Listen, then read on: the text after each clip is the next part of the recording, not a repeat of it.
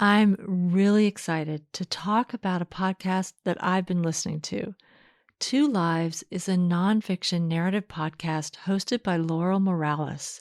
The title comes from the quote, "We all have two lives. The second begins the moment we realize we have only one." Each week, you'll hear about someone who faced darkness and how that experience transformed them. Laurel does an amazing job crafting these stories. You feel yourself taken along on the journeys of her guests' lives. It's been featured on Apple Podcasts as a show we're loving and listed among Spotify's best episodes of 2021. This show is definitely binge-worthy, and it never fails to inspire me. I'll include the trailer at the end of my show, and you can listen to this show on Apple or Spotify or wherever you listen to podcasts. Find out more about it at twolives.org.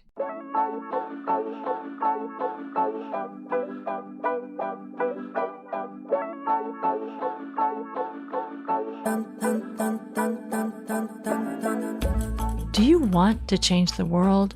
So do I. On this show, we meet artists whose work is doing just that. Welcome to Art Heals All Wounds. I'm your host, Pam Uzel.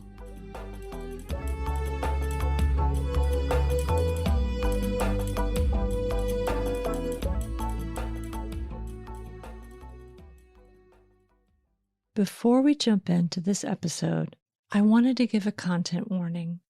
In this show, the film we talk about is about coping with PTSD after sexual assault. Every year, there are over 460,000 victims of sexual assault in the U.S. It's almost hard to wrap your mind around that number. In the UK, the number of sexual assaults has been rising. In 2021, the number of sexual assaults was more than 183,000 in England and Wales. How do you make sense of those kinds of numbers? I think one way to start is by remembering that for every number in that statistic, there's a person and a story.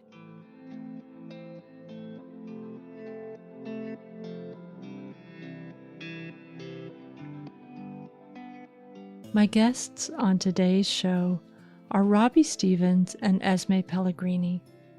Together, they're making a film that aims to get their audience to feel what it's like to have your life shattered by sexual assault, and also how one woman begins to feel hope again.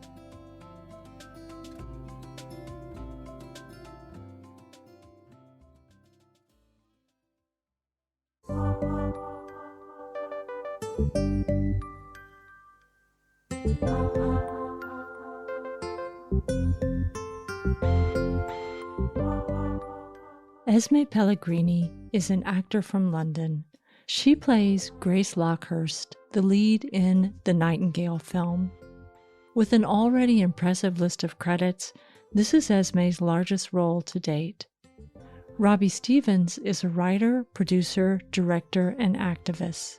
She works mainly in London and uses her work in theater and film to incite change. Her goal is to remove the stigma attached to homelessness and sexual exploitation. Robbi is involved in multiple organizations such as Haven for the Homeless and ECAT, European Communities Against Trafficking. Together, Robbi and Esme are creating the Nightingale film, a story with the goal of allowing the watcher to feel the devastation of sexual assault and the hope as Grace begins to rebuild her life. Hi, Robbi and Esme. Thank you so much for being on this episode of Art Heals All Wounds. Can you start by introducing yourselves, telling us who you are and what you do? Esme, why don't you go first? And then Robbi, after her, why don't you go? Okay, yeah. Hi. So I'm Esme, and I'm the lead in the Nightingale film. So I play Grace Lockhurst. So this is essentially my first big project, and yeah, just act is my passion and extreme love for it. So that's what I do. All right. Hi, my name's Robbi Stevens. Thank you for having us on here, Pam. I am a producer, writer, director, and an acting coach as well, but also an activist. So I try and blend all of that together to create things that are going to shift the world a little bit and give back. And my main passion is to serve, really, to put something positive back into the world. Well, we're going to talk more about the Nightingale film in a minute. But what I'm thinking is that I would love to hear a little bit more about what this film is and what drew you to make it, and then go on to talk about your other work. So, what is the Nightingale film in a nutshell? It's a 40-minute film, which is categorized as a short film, and it's a true story based on real events. It follows a young 22-year-old woman called Grace Lockhurst through post-traumatic stress disorder after sexual assault, and it's how she navigates her way through that. And it's a really empowering story of a very strong woman. It's not a story of landing the audience viewers in the trauma. It takes them out of it, and it's a very complex, well-researched piece, and we hope to be able to touch points, other people's journeys and the audience's journeys, because of the fact that we've done so much research into every aspect of the film. Mm. Well, I want to ask both of you, what drew you to make this particular story? I didn't realize it was based on a true story. So what drew you to make this film? And then Robbi and Esme, what is your connection with this character and with this role? So Robbi, what drew you to make this film? Sure. About a decade ago, I started volunteering for NGOs to help women that had suffered sexual assault and the trauma associated with all of that across the spectrum, trafficking as well. And I started doing projects, plays, theatre and films, little bits of film. And the more I did those projects, the more I researched into it. And coincidentally, at the same time, there were so many women around me that were dealing with sexual assault, so many, like the stats were so high. And I always knew in the back of my head that I wanted to do a really beautiful, well-written, feeling film, a film that would make people feel, because I think that's the problem. I think it's sexual assault is just brushed under the carpet. It's so normal now that no one cares. But that obviously takes time. And then lockdown happened, and I just decided, right, I'm going to do this. And at the same time, I met Ez, and I knew that she would be the lead in it. And I thought, the timing is right. Let's do it now, because all I could do was stay at home. So I wrote the film. So it was a long time coming, but it was me knowing what I was going to write at a grassroots level because of the work that I'd done in the past decade. Okay, well, I want to go back to that. But Esme, for you, this is a pretty challenging character, a challenging role. How did you connect with it? How are you working with doing this particular role? And do you feel like you have a personal understanding of it in the same way that Robbi does from her background, or what's it like for you? I think it's going to sound cliche to say, but through training at RAaW, which we'll get into, and meeting Robbi, I think my experience there kind of led me to this role and be prepared for it and be able to connect with such love. I think for me, the character is surrounded by love and support. And to be able to play Grace with Robbi and Abby and everyone with me was just, it felt easy, but it was because we were so prepared and had so much time to really get underneath everything and research and audition and spend hours and hours together and carving out and going back and then carving it out again. And so it is hard, and it was hard, but I think I knew her so well, but it was very important to distance myself and know that she is not me. That's Grace, and Grace is her own person, but I'm so with her and I love her so much and I support her. And, always going back to what's the message here, because Grace is we want her to be someone a woman can look at and feel like she can relate and confide in and be inspirational, because this film is hope. It has hope. Always going back to that message, always making sure that she is that person for people. For me, it was like pulling myself through it, being like, what would Grace do? This is Grace. She's a fighter and she's going to do this. It was hard, but coming back to the love and support was the main thing, I think. Well, I want us all to remember this idea of hope, because we're going to talk about it more at the end. But before we get there, I do want to hear more about the name of your company is RAaW. Robbi, is that true? Can you talk about RAaW? Because it sounds like there, just from what Esme said, there's certain types of training that happen there. There's certain types of camaraderie and support that happen there. So tell me about RAaW. What is RAaW? RAaW is a love of my life. We operate out of a beautiful old church building in Camden, and it's a place where people find themselves. And it's really important for me to love each individual and to celebrate who you are as an individual before the acting. So within that, I had to create some pretty hard-hitting exercises to get past the conditioning and the trauma of, and the just being a pedestrian, actually, to get through to the true essence of who people were, to be able to birth themselves into parts, but also with each other and just the world, really. So it is a powerful place. But I've always said, you know, RAaW, it's not me. People are attracted to RAaW, and it's a beautiful place where people can really find themselves. Well, to someone like myself who is not an actor and who hasn't gone through it, what types of trainings are you doing that helps you get to this essence of each person? What are they like?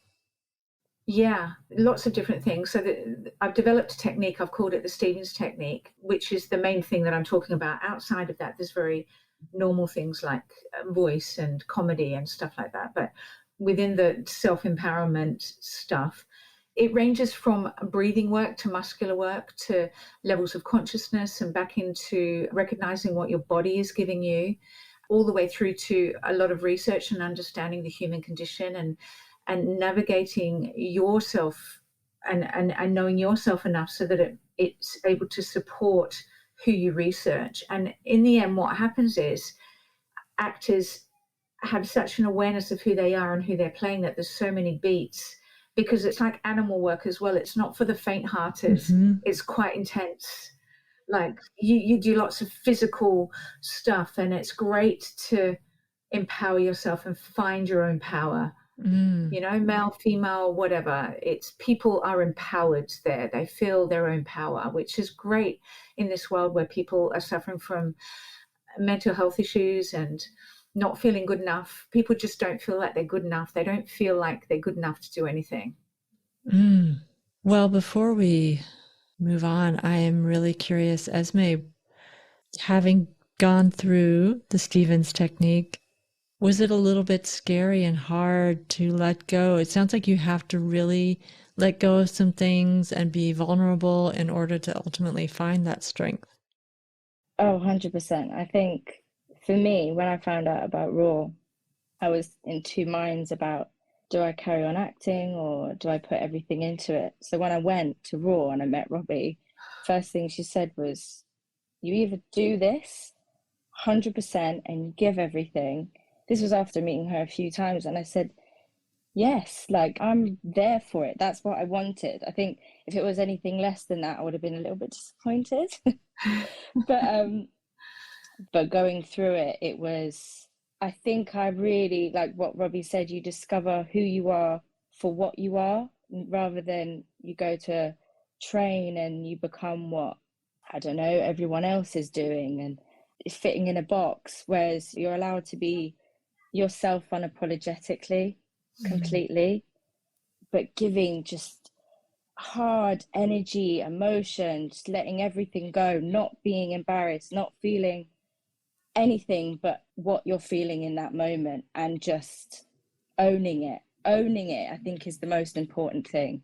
You go to RAaW and you just own whatever you're doing and whatever you're giving, and you put it all in, and it was the best. It was liberating. So yeah. Why is it better for an actor to train this way to prepare for a role? What difference will it make for them and what they bring to that role? It isn't for everyone, because people just sometimes don't like to train that way. But if you want to, like Robbi said, get the realness and the bravery, you're feeling it in your body. You're activating your body. It's how we interact with people. It's how we feel every day when something happens. So if you're able to use that when you need it to give a performance or do something as big as the Nightingale, and really honor the women who have gone through this, you want to be as true as possible. Otherwise, what's the point? It's offensive. And also, because there are no blocks at the end of doing these techniques, you haven't got blocks in your body, you've got a lot of flow. You're able to protect yourself against roles like this because you can detect what's going on in your body, and you learn how to navigate your way back to a happy place, because you're so free in your body. You're so clued up emotionally in your body that it's actually good for you in the end because you're emotionally aware. But just to touch on that, it's almost, me and Robbi are saying it's hard and it's hardcore and all of these things, but it's very also knowing when to stop and knowing how much you can take individually. Some can do more than others, and it doesn't mean you're not doing well. It doesn't mean your performance isn't going to be as good. It's just how much fuel do you need, or how much fuel can you take in your body to perform. Some don't need a lot and some need quite a lot. So it's working that out, but that's part of the whole technique, I think, is knowing yourself so you are safe and you feel safe. Do you choose this technique, Robbi, because you're hoping that the actors in the roles for your productions are going to be collaborators almost in terms of what they're bringing to the role? Collaborators in terms of, I'm very much about doing a project on a level. Like, there is no hierarchy in any project that I do. So, for example, with Ez, and there's another woman called Abby, who there was the three of us that were mainly doing the film, three women, which we're really proud of. And we were all on the same level. And so to invite them into the collaboration was a really natural thing for me. I don't like to, and it's important for me. Like, Ez brought stuff to the film that I'm not good at, so did Abs. It was a three-way thing completely. And I think the technique breaks down any hierarchy and allows us to trust each other on that level, on that same level. So we're all surging forward for the same goal. Right. Well, let's go back to talking about the film. First, how far along are you in production and making this film? Well, after 3 shoots, so we went in to do one 9-day shoot, then we did another 2-day shoot, and then we did another 1-day shoot. We've made the cut, and then we're into composition. In fact, I was speaking to the composer today. So the sound has been done, and then it will be the sound engineering and the grade, and then it will be finished by October, ready for the main run of the festivals. Oh, wow. So it's taken a long time. But in terms of filmmaking, you're actually quite close. I know it feels like a long time to you, but... Yeah, I would say the hard stuff has been done. Right. Although there's so much more to go, but still. Right. Well, I guess just thinking about your role as an activist and as an artist, how do you think making this film has changed you? And then I'd love to hear the same from you, Esme. So, Robbi, has this film changed you in any way from when you first just had the idea to now that you've gotten so far along in the process? Yeah. It's funny actually because there's no results yet. So it's been such a lot of hard work. And activism for me is about getting out there and doing it and getting results and going to see that person and getting results and seeing them blossom. And so I'm a quick person, and so that's been challenging. And also it's been a huge mountain to climb. Like, I've done filmmaking for a long time, like 20 years, but this is probably the one that I care about the most. And we've pulled no stops. And so I would say that I've had to take pit stops to take care of myself. So the activism has slowed down in order to start again. And I've never had to do that before. I haven't been able to bulldoze through because I've had to really take care of myself, especially because it's really important for me to get the audience to feel. And in order for the audience to feel when I'm writing and directing it, I need to feel every beat of the film that goes through. So emotionally, it's tough. Mm. And Esme, what about you? Have you changed in the process of doing this, or? Yeah, I think I was a completely different person from before we started. Going through the motions of rehearsing and researching and filming now, post-production, I think, yeah, we've had to be very patient and not lose track of why we're doing this and what we're doing this for, because it's such a long process and you have hiccups and all of these things. But I think it's shaped me as an actor more so because it's given me a real insight to what kind of acting I want to do and what kind of projects I want to be involved in. Because, yeah, like I said, this is my first reel. I think it will probably be in my heart forever, you know. I'm sure I've changed a lot. I'm sure. But just being a part of something where I know it can make a difference and wanting to continue to do that is the main thing for me. I think it's clear in my head now what I want to do. Mm. Yeah, in this film, the main character, Grace, one of the ways that she deals with her PTSD is through art. Can you talk about that a little bit? Why that choice? Is that part of the true story? Is that something that you've added? What about the fact that she herself is an artist? Well, I always knew that art for sexual assault survivors was a great way to heal, as well as many other things. But then I found out that Ez is a painter, and so I just couldn't resist it. It went straight into the script. And in the film, Grace paints and Ez painted the paintings. So it's a beautiful kind of coming together of that. And it gives it takes the art, and the painting is beautiful in the film. It slows things down a little bit and it becomes not so hard hitting for a beat so that you can breathe for a bit and come out the other end. It's a beautiful addition. Mm. Yeah, I think for just as a, not even an acting perspective, but artist perspective, I think art is a very tangible way to see emotion. Like, it's physical, it's in front of you. And for Grace, one of the main things was that she could barely speak about it. She just was closing herself off, and it was almost like she needed to breathe and get it out. And you know, it's part of the film, she needs to get it out, and it's the only way she can do it. I think for her to see it, it makes it realer, but also takes it out of her. Every stroke, every brush stroke is another breath of freedom from this intense, you know, not knowing what to do, and then seeing it, and then finally just knowing that it's a part of her but not letting it affect her anymore is a special moment, I think. And yeah, It helped her to figure that out, didn't it? It helped Grace to figure out that she's never going to be the same as she was before, but she's okay with that, and this is who she is now, and she finds clarity through her painting. yeah. So earlier we were talking about hope, and I'm wondering, for an audience that's watching this, what are the things that you're hoping they get out of this?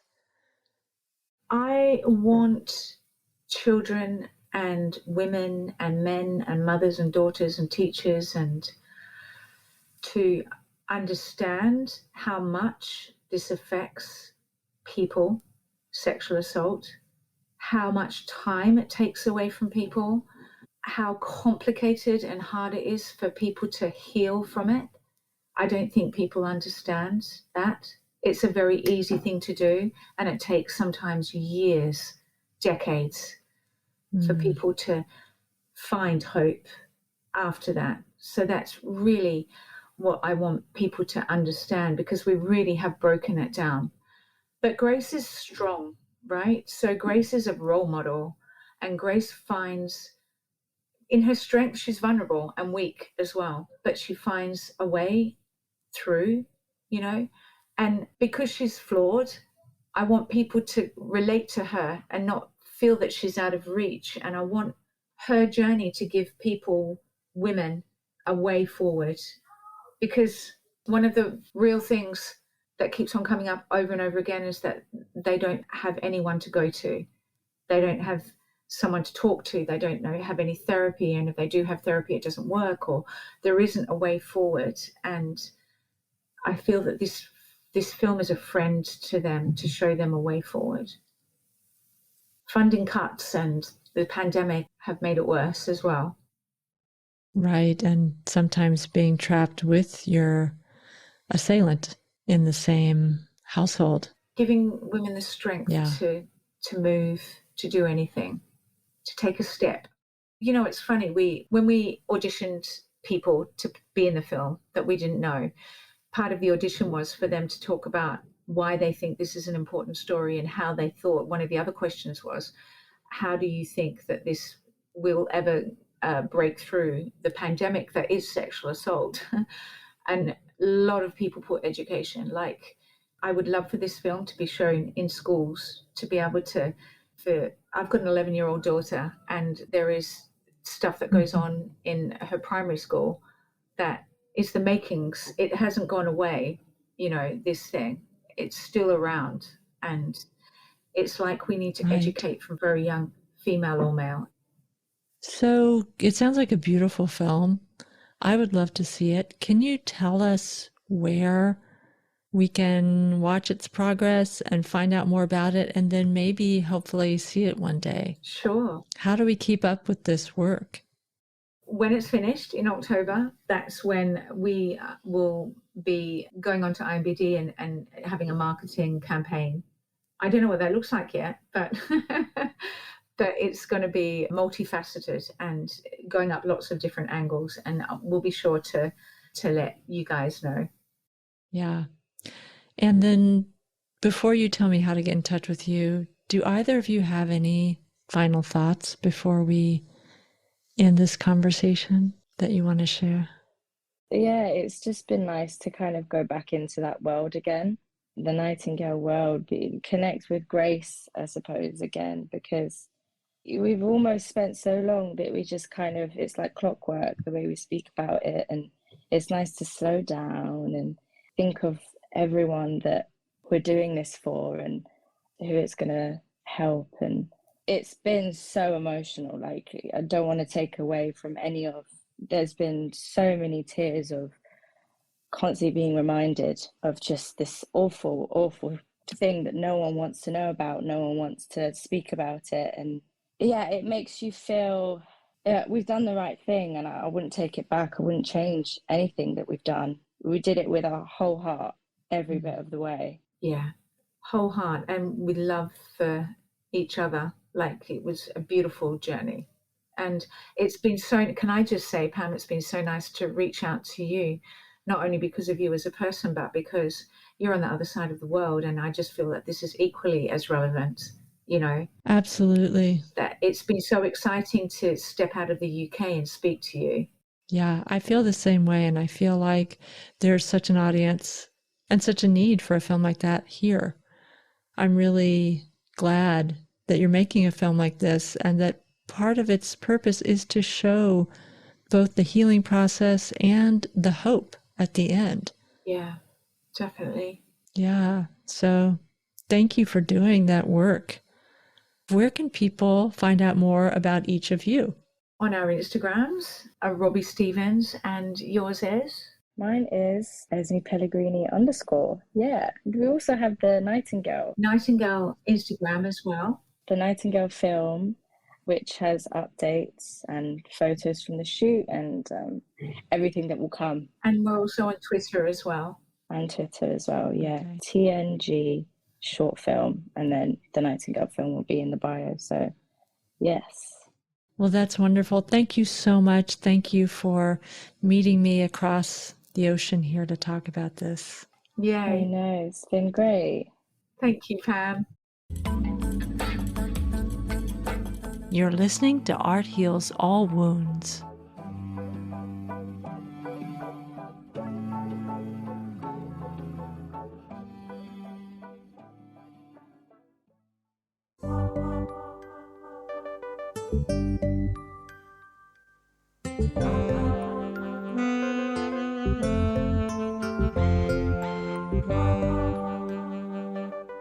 A big thank you to Robbi Stevens and Esme Pellegrini for joining me to talk about their new project, the Nightingale film. You can find out more about this film and the Stevens technique of acting, as well as Robbi's other works, by going to RAaWlondon.org. That's RAaW with 2 A's. If you Google Esme Pellegrini, you'll see lists of her credits. Keep an eye out for the updates on the film and how you can see a screening of it. If you like the artists you're meeting on this show, you can always help us grow by following us and giving us a 5-star rating on whatever podcast app you listen to. It helps us out more than you know. And be sure to share this podcast with a friend. The music you've heard in this podcast is by Ketsa and Lobo Loco. This podcast was edited by Eva Hristova. Art Heals All Wounds comes to you from Oakland, California, on unceded territory of the Choqueño Ohlone people.